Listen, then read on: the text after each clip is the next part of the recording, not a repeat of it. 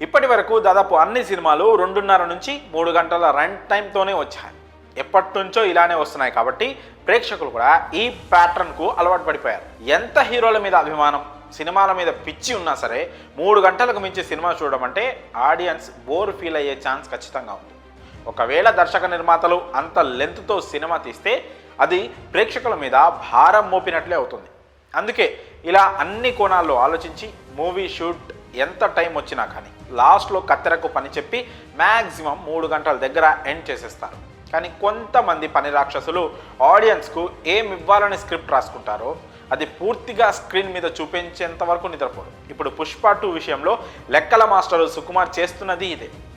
ఇదంతా సరే, ఇప్పుడు దీనిలో సీనియర్ ఎన్టీఆర్ ప్రస్తావన ఎందుకు వచ్చిందంటే, ఇప్పటి వరకు టాలీవుడ్లో ఎక్కువ రన్ టైం కలిగిన మూవీస్లో మొదటి ప్లేస్ దక్కించుకున్న మూవీ సీనియర్ ఎన్టీఆర్ నటించిన దానవీర శూర కర్ణ.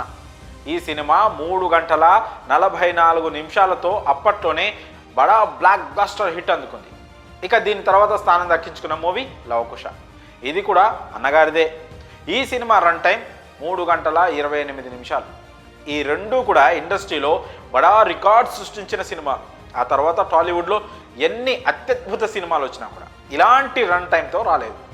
ఆ తర్వాత ట్రెండ్ మారి పాన్ ఇండియా సినిమాల రేంజ్కు తెలుగు సినిమా స్థాయి పెరిగింది. ఇక్కడ కూడా ఏ దర్శకుడు ఇలాంటి సాహసం చేయలేకపోయారు. హయ్యెస్ట్ రికార్డు సాధించిన RRR సైతం 3 గంటల 5 నిమిషాలకే పరిమితమైంది.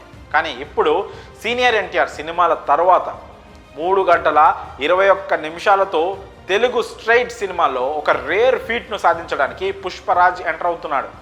ఇప్పుడున్న ట్రెండ్ సెట్టర్స్లో ఏ దర్శకుడు, ఏ హీరో తీసుకొని రిస్క్ను బన్నీ అండ్ సుకుమార్ తీసుకుంటున్నారు. ఒక కమర్షియల్ సినిమాకు ఇంత లెంత్ పెట్టడం అనేది చిన్న విషయం కాదు. ఆఖరి నిమిషం వరకు సుకుమార్ షూటింగ్ చేసినా కూడా ఎక్కడా మిస్టేక్స్ లేకుండా క్లీన్ అవుట్పుట్ ఇచ్చాడని టాక్ వచ్చేసింది. కత్తెర వేసేందుకు ఎక్కడా ఛాన్స్ లేకుండా టైటిల్ నుంచి ఎండ్ కార్డ్స్ వరకు ఊర మాస్ కంటెంట్తో పుష్ప ఫిక్స్ అయినట్లు సమాచారం.